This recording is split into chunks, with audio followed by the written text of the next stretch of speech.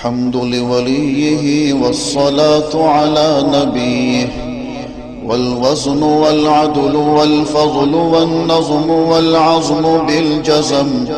بوحدته بكبريائه بسلطان وبإعلان وبإتقان وبإيمان وبيان في فرقان،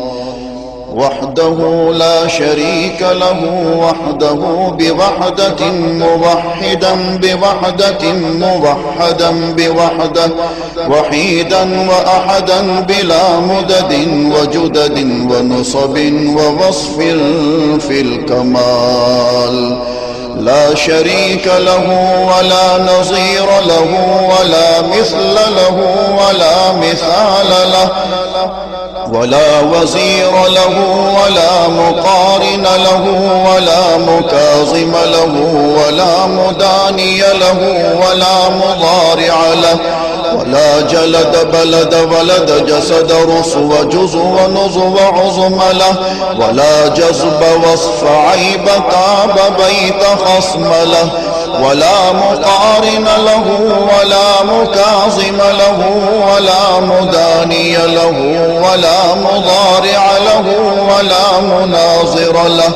ثم نشهد أن لا إله إلا الله وحده لا شريك له، من يشرك في ذاته وصفاته وعاداته وآياته أو يتبرك بغيره من نبي وولي وتقي ونقي ونسيم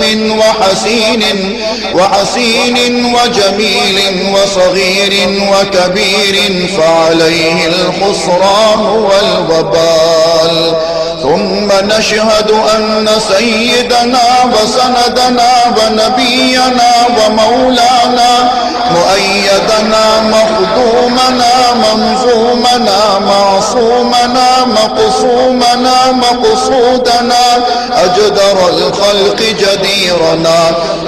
أعظم الخلق وأشرف الخلق وأحسن الخلق وأجمل الخلق وأكمل الخلق وأنور الخلق،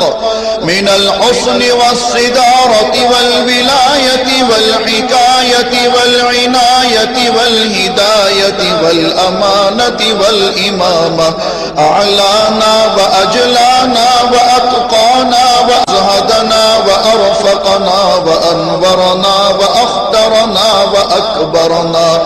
أحمر أنور أجدر أطفل أوسق أنور أجمل أكمل له. ثم نشهد أن حبيب ربنا وصمدنا محبوب جدلنا ونزلنا ووصلنا إيماننا مبين فرقاننا هذه سبيلنا رونق جدراننا،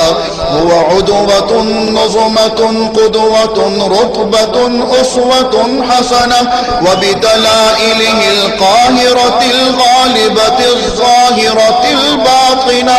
صعد إلى سدرة المنتهى في ليلة المعراج كشف الدجى،